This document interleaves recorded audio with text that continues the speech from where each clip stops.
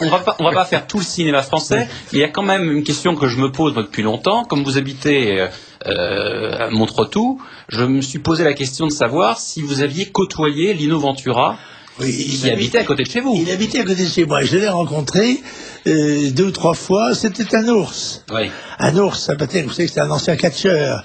Et il était, oui, je l'ai rencontré et j'ai connu son fils qui, d'ailleurs, après sa mort, travaillait dans les, comment dirais-je, la publicité, les gadgets publicitaires. On a eu une relation cordiale, courtoise.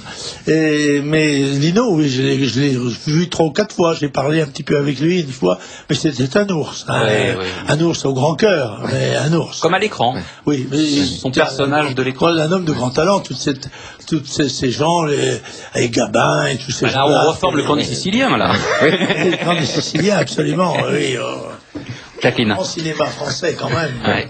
Un de nos amis, très amis, d'ailleurs ça avait beaucoup étonné le tout Paris que Jeannie et moi soyons au premier rang de son enterrement, c'était Mouloudji. Oui. Eh bien, Mouloudji était un garçon qui faisait 2 heures, 3 heures de vocalise par jour pour garder sa voix.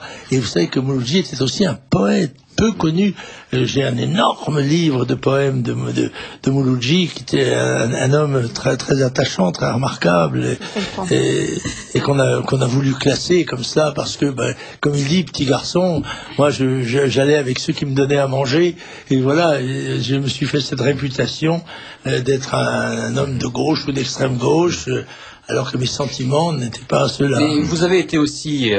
là aussi copain, plus qu'ami, je crois, avec Claude Chabrol, à l'époque de la Corpo. Ah oui, mais Chabrol a été membre de mon comité de Corpo, quand il faisait du droit, parce qu'il a fait de la pharmacie aussi. Non, Claude était un petit copain, parce qu'il était plus jeune que moi. Oui, nous étions amis, et nous étions surtout des fanas de cinéma, lui surtout, mais il nous entraînait dans sa passion, et nous allions, au lieu d'aller à la fac, il faut bien le dire, confessons-le, nous allions le matin au Paris, où étaient présentés les nouveaux films, et il était un admirateur passionné de Hitchcock, qui l'a d'ailleurs beaucoup marqué, et c'était le temps des grands moments de l'Inconnu du Nord Express, La Corde, Sueur froide, etc., tout ça. Qui m'était presque parfait, et on était passionnés de tout ça.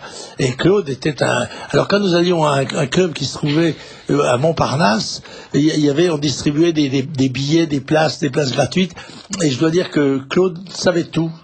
Et il savait le nom de la 4e femme de tel acteur américain, combien elle avait eu d'enfants, que l'un d'entre eux s'était cassé une jambe à l'âge de 3 ans, enfin bref, il savait tout cela, il était encyclopédique. Et ce qui est assez drôle, c'est que ces 2 premiers films, Le Beau Serge et Les Cousins, l'acteur principal, à côté de Jean-Claude Brialy, ce n'est autre que Gérard Blin, qui a, au début des années 80, pris parti pour vous. Tout à fait. Gérard était un ami, et je l'ai vu pas longtemps avant sa mort, avant qu'il se donne la mort. C'était une âme déchirée, un garçon de grande qualité, et un soir comme ça à Rueil, dans le noir, dans le jardin, il nous a fait confidence des moments les plus difficiles de sa jeunesse et de sa vie, mais on en avait les larmes aux yeux, larmes silencieuses, mais il était bouleversant. Alors il y a notre ami qui a beaucoup compté aussi, qui compte je crois encore, et qui a pris parti pour vous personnellement, enfin souvent, il n'a jamais lâché, c'est Monsieur Alain Delon. Oui, Alain, c'est un copain, oui c'est vrai, il n'a qu'une seule fois où il tournait un film avec un inconnu célèbre, là dont on parle. Ne réveillez pas un flic qui dort. Mais en dehors de ça, il a toujours été très chic. C'est un type courageux. C'est un ancien Indochine. Bon, il n'a pas oublié tout cela. Et là, vous vous êtes connu par le biais de Jacques Dominati ou oui, c'est antérieur? Je crois non, c'est par Jacques Dominati en effet que j'ai connu Alain, et puis à ce moment-là il y avait Mireille d'Arc, etc. Grande sauterelle. C'est ça, oui, absolument. Et je dois dire que Alain est souvent venu dans les réceptions. On se voit de temps en temps, comme ça on se croise quelquefois à Boulogne.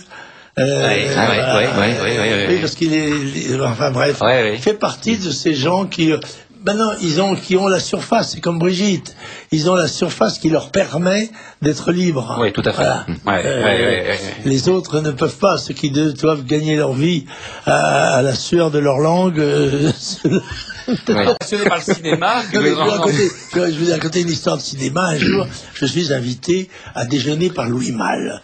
Et moi, je ne connaissais pas Louis Malle, et j'ai toujours plaisir à connaître des gens, même très éloignés de moi, par le métier ou par l'âge ou par le parcours.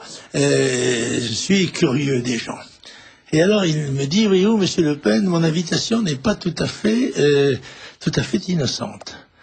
Car je vais faire un film sur la résistance, et comme je sais que vous êtes un ancien officier de Waffen-SS, alors je l'arrête, je lui dis, mais monsieur, mais il me dit, je lui dis, mais vous savez, c'est absolument faux, je ne suis pas un ancien officier de Waffen-SS. Mais il me dit, Monsieur Le Pen, tout Paris sait que vous êtes un ancien officier de Waffen-SS. Écoutez, je dis, Monsieur Malle, vous pouvez peut-être dire que tout Paris croit, mais je peux vous dire qu'elle croit à tort, parce que je n'ai jamais été dans cette arme d'élite, d'abord, parce que j'avais 16 ans en 44, 17 ans en 45, et que le peu que j'ai fait, je ne l'ai pas fait dans ce camp-là, mais dans l'autre. Alors je n'ai rien de commun avec les Waffen-SS, voilà. C'était pour son film La Comblusien, je crois. Absolument. Alors, mais je lui dis, mais quand même, comme j'ai approché un petit peu la vie de l'occupation dans mon adolescence, je peux peut-être vous dire ce qu'on pensait quand on avait 14 ans, 15 ans.